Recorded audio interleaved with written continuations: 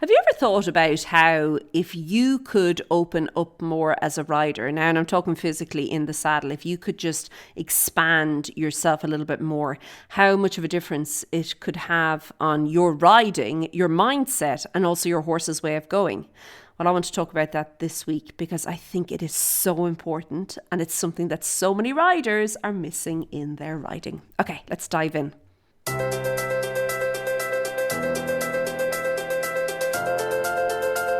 Hey there, and welcome to the Daily Strides podcast. My name is Lorna Leeson. I'm an equestrian trainer and coach, and I work with riders from all over the world, helping them to figure it all out in their riding so that they can explain it better to their horse and that they can both make progress together in their own arena.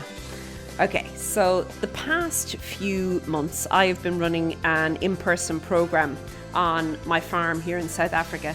And it's been so much fun working with all these different riders. And I'm saying the word riders, as I always use the word riders, from a perspective that it's not just riding, it is also the groundwork, the lunging, the whole thing. But in this particular program, it's actually just groundwork. And it was specifically energy work we were talking about. And anyway, over the course of the weeks, we were kind of working on really connection with the horse and beginning to get into some of the basics of energy work with the horses and everything. It was so much fun. But you know what? It got me then thinking about riding and how so many riders are actually blocking the kind of the flow, the energy in their riding. And they're doing it physically. Now, this may not come from a physical place. The physical thing may just be kind of a symptom of something going on.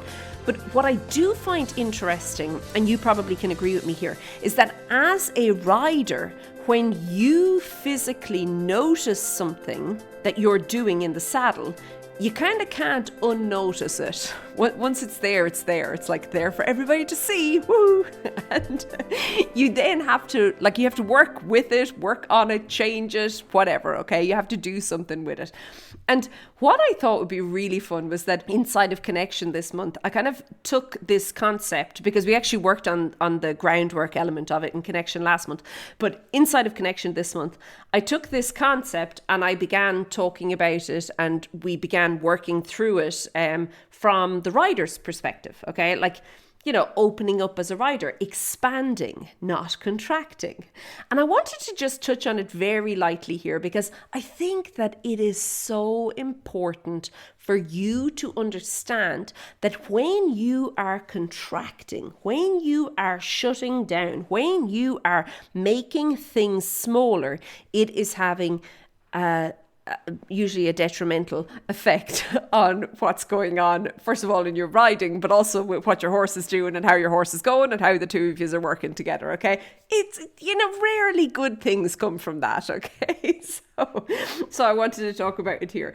Now, the first thing that we were doing was we were noticing where we were feeling contracted or tight, okay? And we were just doing this in the walk. We were kind of chatting about and talking about it and how sometimes it doesn't actually have to be the thing that you think it is. So it could be maybe through your jaw. You're maybe clenching through your jaw, okay? Or clenching your teeth. It could be through your knees, okay? You're kind of gripping with your knees. You're not even realizing it. But I think there is a lot to be said about really just kind of getting into your own body and feeling how your own body is feeling in the saddle and then noticing what's there and what your body is telling you, okay? And I think spending time doing that is really, really important, particularly when we're doing this sort of work. Now, from here, I then had the riders kind of starting to practice this in the walk, okay? And it was nice and simple. And, when you're in the walk initially, it all feels good, doesn't it? You're like, oh, we're walking. It all feels good. I think I'm doing well. And then, where it always shows up, and this is what we were in particular working on, was when you have to change something. Everything's great until there's a change involved. And in this case, the change was just a circle, okay? But you know what? We were kind of laughing, saying that when you say we are going to prepare to go onto a circle, that word is like a little trigger word. It's like ding, ding, ding, ding. And you find riders' bodies just begin to I don't know, like contract, and you see some people, they start kind of gathering up their reins with gusto, and then, the leg comes up and the body starts twisting, and the inside rain, okay? And it all just becomes very, I don't know, just not a lot of ease and flow going on there. Anyway, I think it's fascinating. I'm going to advise you to spend a bit of time the next time you're in the saddle, kind of working through this and figuring it out for yourself. Now, from there, we were chatting about trot and, of course, the trot transitions. And where often you will see this in the trot is that riders are fantastic when they're going slow. So when the horse is really just like sauntering along, okay, like, 1, 2, 1, 2, 1, 2, and not with any great kind of, elevation or carriage within the 1, 2, kind of dragging their legs along behind them, to be honest with you. And the rider's like sitting there going, look at me, everything looks good.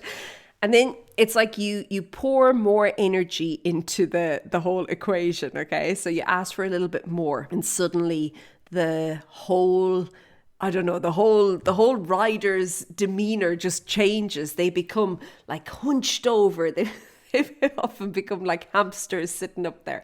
They crunch over. I love this. They always bring their hands closer together.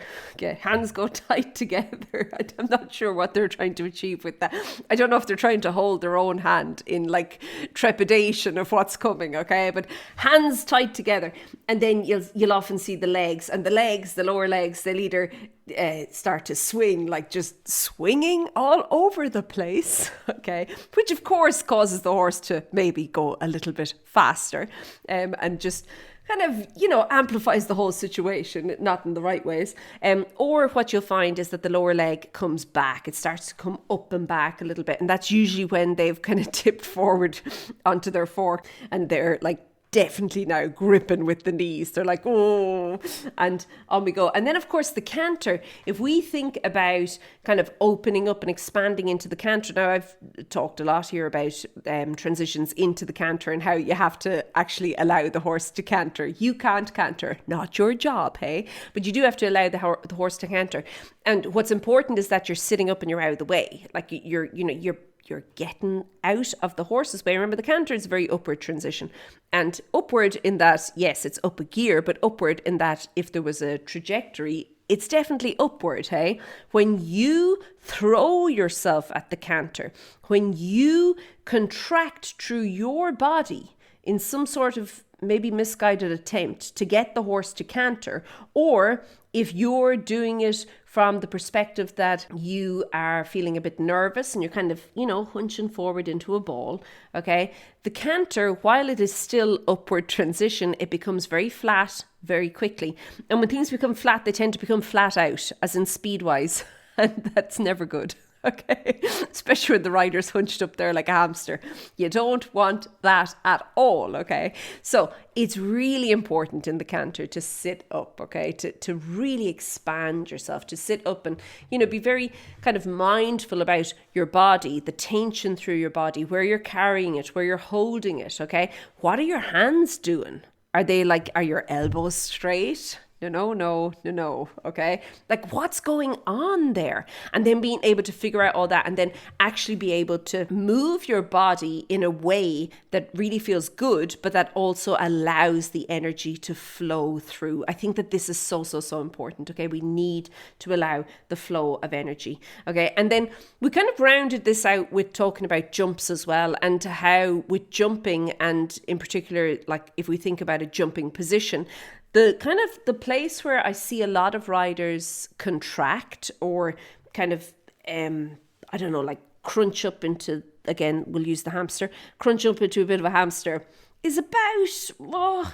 3 strides before the jump. It all looks good until there. And then it's like, oh dear. And you can just see things kind of like slowly, and it's one of those things where you're like, no. But yeah, and then it plays out and it's like, oh, yeah, that could have been better. So what you want to do then is to really begin to train yourself to open all the way to the jump, to remain open, and even through the jumping position itself, not to curl into a ball, to think about expanding and really being present within your body, that you're able to balance yourself. You're really supporting yourself. You're not using your horse for support at all. You're supporting yourself, and that allowing your horse then to actually use himself or herself to the best of their ability as well. I think that that's really important. Now, we went big into connection. I think that it's so important. But what I wanted to do is over the coming couple of weeks is to talk about it a little bit more in the emails. If you're not on the email list, you can go over, you can sign up at stridesforsuccess.com/newsletters. I'll put a link in here as well. But I just think it's a really, really important concept, and something that you can, once you become more aware of, you can really begin to almost like assess the situation. If we take what we've been speaking about over the past few episodes, and we've been talking about kind of getting back into riding, and whether you've been constantly riding or not, being able to really kind of see what's working and what's not, and therefore be able to make changes based on that. I think that this is really important. So again, if you're interested in finding out more about that, pop over to stridesforsuccess.com/newsletters. Okay, I am going to leave it there. Have a wonderful week. Keep well, and I'll chat to you soon. Be good. Bye.